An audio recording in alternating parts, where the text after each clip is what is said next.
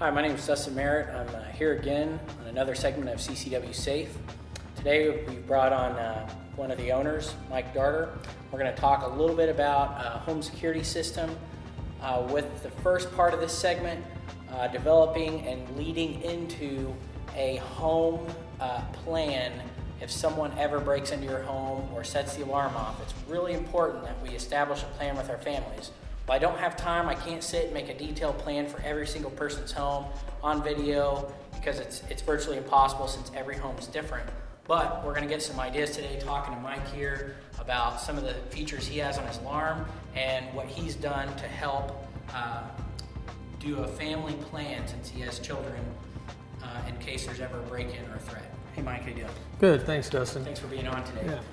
Tell me a little bit about your alarm system. You have an alarm system, right? Yeah, I do have an alarm system, and actually after talking to you the first time, I made some modifications to it. I have a Control 4 system in the house, and there's a lot of different systems you can get. There's a lot of different, even just little plugins that you can plug in that have apps to control different things. And in my situation, I have Control 4 that's hooked up to lighting, temperature and all that. On the alarm system, one thing that I made a change in after we had talked earlier was when my alarm goes off, all the exterior lights flash. Right.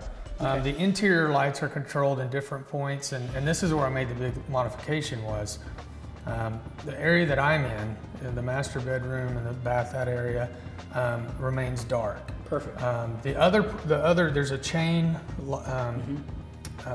area of lights that come on. Sure. The rest of the house pretty much lights up. The upstairs, kids are upstairs. Right.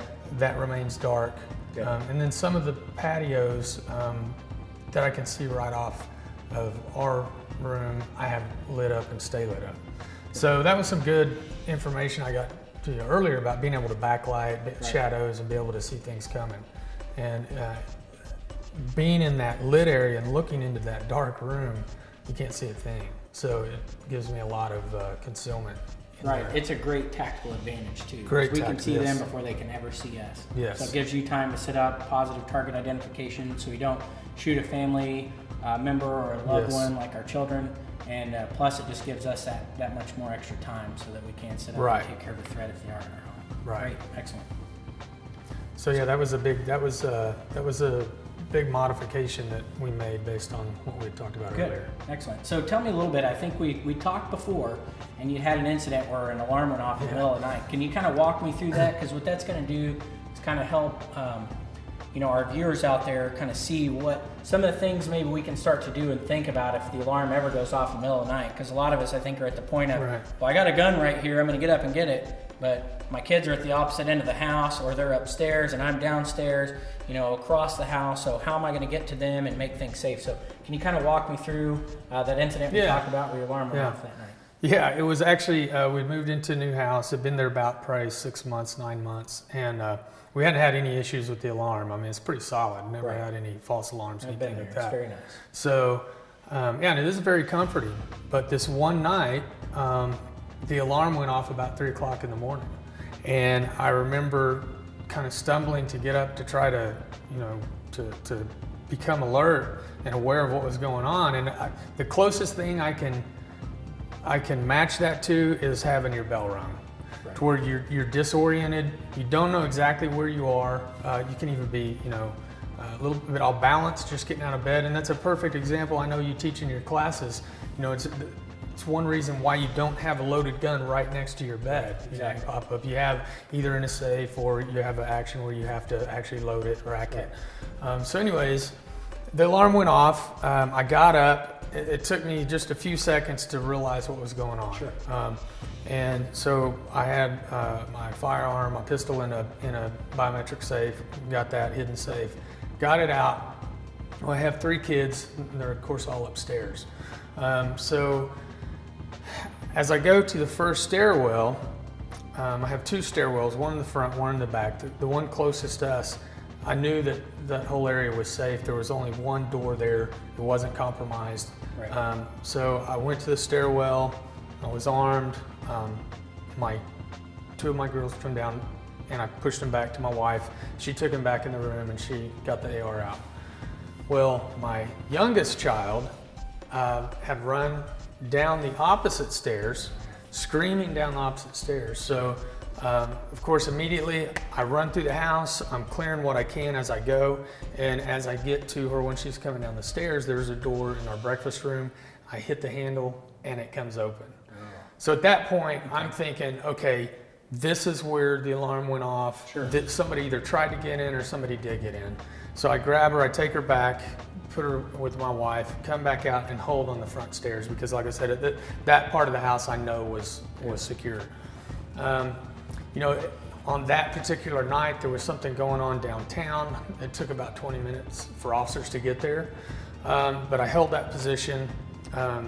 I started talking to my wife back in the room, asked them to get an ETA on the officers. I gave them, you know, what I was wearing. I described what I had on, told them that I was armed, what I looked like, and at that point, I told her to have them call the alarm company to see where the alarm went off.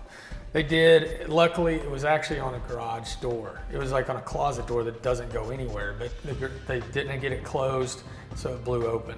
At that point, my levels came down and I was able to say, okay, it's out there. It wasn't on this door. We just forgot to lock that door. And about that time when I went ahead and cleared the lower floor, was going out to that garage, and that's when the police arrived. Luckily, I told them what I was wearing because I come out of the house with a firearm. So that's one thing, you know, that you always really need to be prepared to give them specifics on what you're wearing, what you look like, and all that.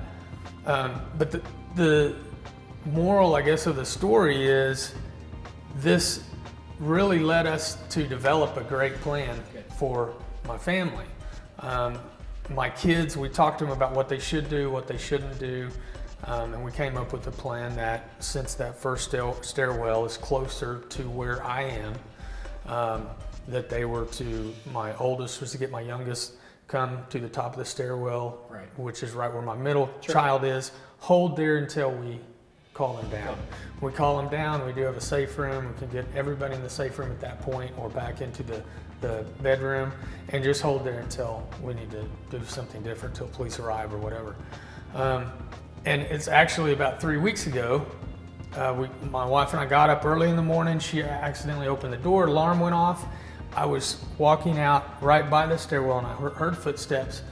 I look up and I see my kids all huddled together right there, waiting, looking down, waiting for the next order.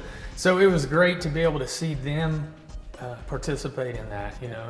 And that's one thing I think I would really strongly advise is don't wait until you have a middle of the night incident. Go ahead and run it through your mind. You know, we've talked about mental imagery and warrior mindset and how it's all about preparation. And go ahead and run it through. If you have to, you know, sound the alarm, not in the middle of the night, but sound the alarm for your kids so that they know what it sounds like, especially if they're younger. My younger had a real big problem with that. I mean, she still does. It's hard for her to go to sleep in a room. So go ahead and develop that plan. Get what you're you know, going to do if there is a threat, and go over it with your kids. Go over it with your family or other family members of the house so they all know exactly what to do. And you know, like you said, it's hard to develop a plan for every house. Every house is different. You have different threats, opportunities for threats, but just that's the biggest thing I would say is develop a plan before it comes to that middle of the night incident.